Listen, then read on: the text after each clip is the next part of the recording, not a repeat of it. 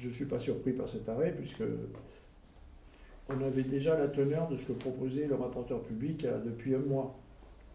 Mais je veux quand même vous dire que je considère cette décision à la fois scandaleuse et injuste. Et pourquoi scandaleuse? Parce que d'abord, cette décision entraîne un scandale environnemental. Qu'est-ce qui se passe à Beynac? Depuis plus de 3 décennies, les habitants de Beynac se battent pour pouvoir profiter d'un village qui ne sera pas pollué et qui ne sera pas enlaidi par la circulation routière, que ce soit la circulation des automobiles ou la circulation des camions. Il est pollué sur le plan du gaz carbonique, il est pollué par le bruit, il est pollué par l'image que donnent ces véhicules dans la traversée du village. Mettez-vous à la place des gens de Beynac, eux, ils veulent la tranquillité et ils veulent la beauté et le respect de leur village. Et cette décision, elle va maintenir la pollution, toutes les sortes de pollution dans le village de Beynac. C'est un vrai scandale environnemental. Et ceux qui se disent les prétendants être les défenseurs de l'environnement, ils devraient être là, aux côtés, et dire c'est scandaleux de laisser les habitants de ce village dans cet état. Et c'est scandaleux de laisser un des plus beaux villages de France dans l'état où il est aujourd'hui. Le deuxième objet du scandale environnemental, c'est qu'on nous interdit de faire une voie verte. On nous interdit de construire une voie douce dans la vallée de la Dordogne. Et aujourd'hui, là aussi, les défenseurs de l'environnement, eh bien, ils devraient être à nos côtés et dire, oui, il faut construire une voie douce dans la vallée de la Dordogne. C'est un scandale démocratique. Parce que ce projet, il a fait l'objet depuis 35 ans, il a fait l'objet de décisions toujours majoritaires dans l'Assemblée départementale. Je vous rappelle que je suis le 4e président à m'occuper de ce dossier. Le premier président qui a lancé la déviation de Beynac, qui s'appelait Bernard Biula, qui en était en 85. Puis il y a eu Gérard Fayolle. Puis il y a eu Bernard Cazot. Pendant 20 ans, Bernard Cazot a obtenu l'utilité publique, a acheté 28 terrains sur 33. Et puis il y a eu moi-même, depuis 5 ans. Et donc, il y a eu une volonté des élus du département depuis 35 ans de faire ce contournement pour améliorer ce qu'on appelle la voie de la vallée, qui va de Souillac à Sarlat, de Sarlat à Bergerac, de Bergerac à Libourne et de Libourne à Bordeaux. Et heureusement qu'on n'a pas été arrêté partout, parce que sinon on n'aurait pas pu faire le contournement de Bergerac, on n'aurait pas fait la portion entre la Lende et le Buisson, on n'aurait pas fait la portion entre le Buisson et Surac, on n'aurait pas fait le contournement de Saint-Cyprien, etc., etc., etc. Donc il y a une volonté démocratique par les élus qui sont compétents sur les routes départementales. Là-dessus, il y a la volonté qu'ont exprimé plus de 80% des maires de la vallée. Pas de la vallée, de la Dordogne. Il y a 418 maires du département de la Dordogne, sur 500, qui ont signé un appel pour terminer les travaux. Il y a les 3 présidents de chambres consulaires, Chambre des métiers, Chambre de commerce et Chambre d'agriculture. On a 3 parlementaires qui se sont prononcés. Berry Debat, qui est sénateur socialiste, Jean-Pierre Cubert-Tafon, qui est député MoDem du Nontronais, et Michel Delpont, qui est député LaREM de Bergerac. On a eu un vote des habitants des 4 communes concernées en 1995, où à 83%, les habitants de Beynac, de Vézac, de Castelnau et de Saint-Vincent s'étaient prononcés pour la déviation. Et le vote était à bulletin secret, et il n'y avait que les gens inscrits sur les listes électorales qui avaient voté. Les dernières municipales ont confirmé que dans ces 4 communes qui sont directement impactées, la population a choisi des élus favorables à la déviation. Donc pour nous, il y a un vrai scandale démocratique. Il y a également un scandale par rapport à l'utilisation de l'argent public. Aujourd'hui, l'État a donné toutes les autorisations pour faire ces travaux. L'État a soutenu le département pendant 20 ans, depuis qu'on a eu l'utilité publique en 2001. Et aujourd'hui, 11 mois après le début des travaux, l'État retire ces autorisations. Il les retire, et qui est victime dans cette affaire? Le département. Je vous rappelle que le Conseil d'État, il ne statue pas contre le département, hein. Il statue contre l'État. Hein. Ce n'est pas le département qui est attaqué, hein. C'est l'arrêté de Madame la préfète de la Dordogne. Hein. On est bien d'accord. Mais là, aujourd'hui, l'État place la collectivité dans une situation où plus de 40 millions d'euros vont être jetés à la poubelle. Et quand je dis que l'État nous a autorisé, j'agglomère la justice administrative, mais aussi le gouvernement. Puisque la justice administrative, elle a confirmé l'utilité publique. En 2006, en 2008, le Conseil d'État lui-même, il y a moins de 10 ans, a confirmé l'utilité publique de ce projet qui est irrévocable. Et, vous le savez comme moi, en 2018, à 10 reprises, le tribunal administratif a rejeté les requêtes des opposants. Donc aujourd'hui, l'État ne tient aucun compte de l'argent public. Et c'est particulièrement choquant dans une période qui, sur le plan économique, va être très grave pour notre pays.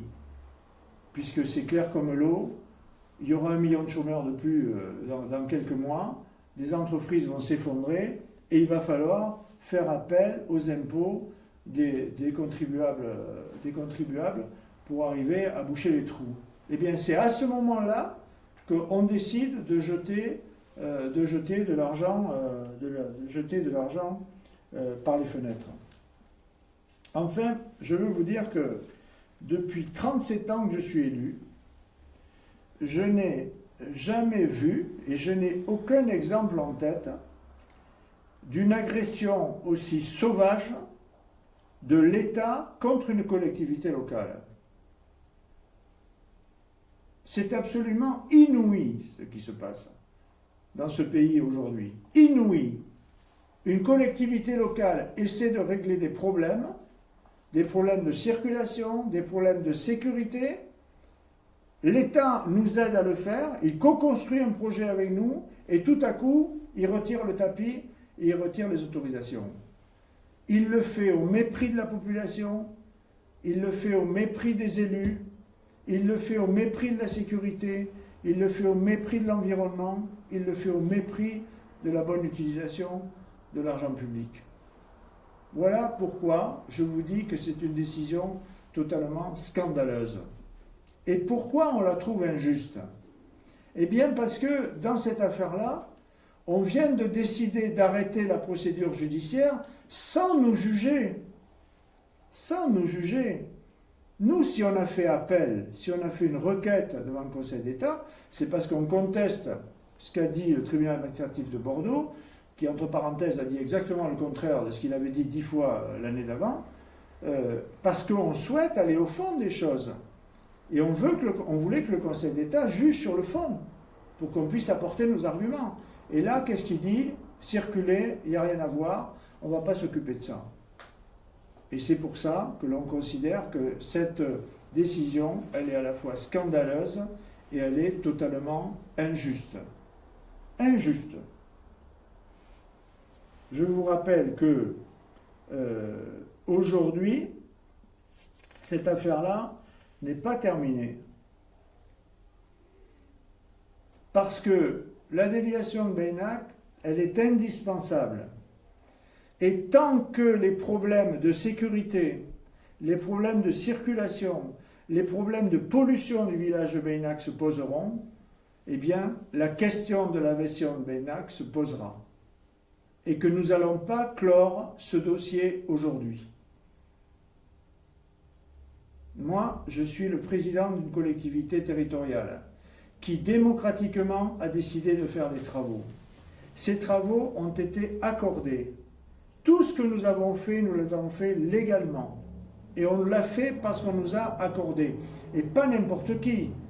Puisque vous savez que, à part toute la construction et l'accord unanime des services de l'État, on a eu un courrier du Premier ministre et le Président de la République est venu ici le 19 juillet 2018 et a dit devant tous les élus de la Dordogne, enfin, les élus entre guillemets les plus importants, puisqu'il y avait les parlementaires, le maire de Périgueux, le maire des grandes villes, etc., etc. On était 25 autour de la table à la péniche. Il a dit il y avait un problème de contournement d'un village dans votre département. Le problème, il est réglé. Donc aujourd'hui, tant que les problèmes ne seront pas réglés à Beynac, tant qu'on nous empêchera de faire une voie verte dans la vallée de la Dordogne, eh bien la question de la déviation de Beynac se posera. Et pour moi, le dossier n'est pas clos. Mais il va rebondir autrement. Puisque si la phase judiciaire s'est arrêtée de la façon scandaleuse, comme je vous l'ai dit, il va s'ouvrir une phase politique aujourd'hui. Et moi, je veux mettre l'État face à ses responsabilités. Qu'est-ce que vous dites par rapport à la pollution du village? Qu'est-ce que vous dites par rapport à la protection du village de Beynac? Qu'est-ce que vous dites par rapport à la sécurité? La question des falaises et la question du croisement des véhicules dans le bourg. C'est pas moi qui ai dit que sur 400 mètres, on ne pouvait pas se croiser, parce que tout le monde peut le voir tous les jours. C'est pas moi qui est le premier et nous ai alertés en disant, quand on traverse Beynac avec un quart d'enfant, on a l'angoisse au ventre, parce que sur 400 mètres, si on se fait coincer par un gros gabarit, on ne peut évacuer les enfants ni côté falaise, ni côté du mur. C'est pas moi qui ai fait les constats. Ce sont des huissiers qui ont fait des constats, pour le prouver. Il y a même un constat d'issue qui a été fait avec 2 élus de la région à l'intérieur de l'autocar. On a un constat du SDIS. Alors moi, aujourd'hui, cette question, je veux la remettre au président de la République. Si demain il y a des morts à Beynac, j'ai pas envie que l'on dise c'est de la faute du président du département. Le président du département, il se bat pour régler les problèmes et faire avancer les dossiers. Si l'État nous empêche de régler ces problèmes-là, eh bien, il en portera la responsabilité. Et c'est pour ça qu'on ne va pas s'arrêter. Et c'est pour ça que nous n'allons pas nous arrêter. Et aujourd'hui, je vous dis, comme je l'ai déjà dit lors de mes vœux, nous allons résister. Nous allons résister à l'injustice. Parce que dans cette terre du Périgord, les Périgourdins ont toujours lutté contre l'injustice. Ils se sont toujours battus contre les seigneurs. Et on n'a pas envie que le temps des seigneurs revienne en Dordogne. Pendant la dernière guerre, on a lutté et on a résisté. Et bien là, on va résister contre l'injustice. Parce que c'est une injustice flagrante qui se fait aujourd'hui. Et je vais m'arrêter là. Et vous allez résister. Parce que dans quelques semaines, je vous réinviterai et je vous donnerai d'autres éléments qui prouvent quels sont les réseaux d'influence qui ont fait que l'État a changé d'avis. Puisque l'État nous a soutenus pendant 20 ans, il nous a donné toutes les autorisations, confirmées par le Premier ministre, confirmées par le Président de la République, et tout à coup il s'est retourné. Et nous le savons qu'il s'est retourné, puisque au moment de la Cour d'appel de Bordeaux, l'État a refusé de faire appel à nos côtés, alors que c'est lui qui est attaqué. Et au moment du Conseil d'État, l'État a refusé de faire appel à nos côtés, alors que c'est lui qui est attaqué. Il nous a laissés tout seuls nous défendre et défendre un arrêté qu'il avait lui-même pris.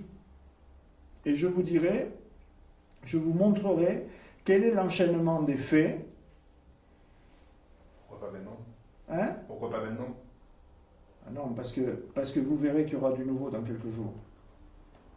Voilà. Je vous montrerai l'enchaînement des faits et je vous dirai, à mon sens, comment les choses ont pu se passer. Mais aujourd'hui, nous avons été victimes d'une cabale, vous le savez, totalement mensongère, en disant qu'on allait massacrer la vallée de la Dordogne et qu'on allait construire une autoroute. Vous en avez entendu parler.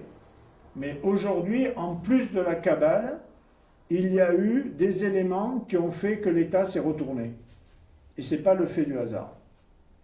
Mais moi, je vous dirai les éléments qui sont en ma possession.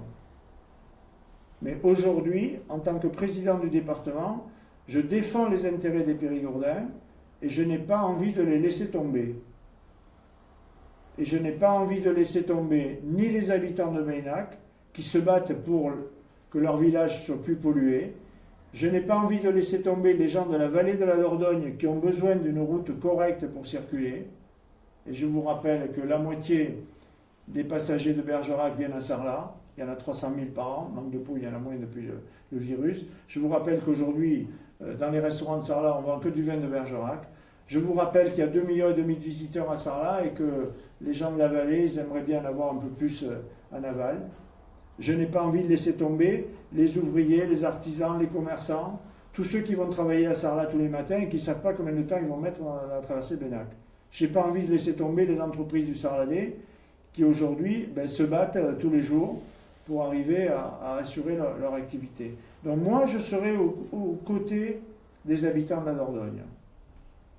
Et je continuerai à me battre jusqu'au bout, aux côtés des habitants de la Dordogne.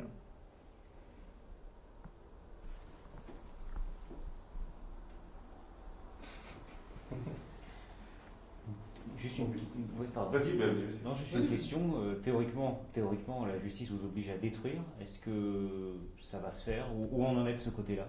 Alors aujourd'hui, on nous a demandé d'engager le processus de démolition sous 1 mois et d'avoir remis à l'État sous 1 an. Et ça se finit fin janvier de l'année prochaine.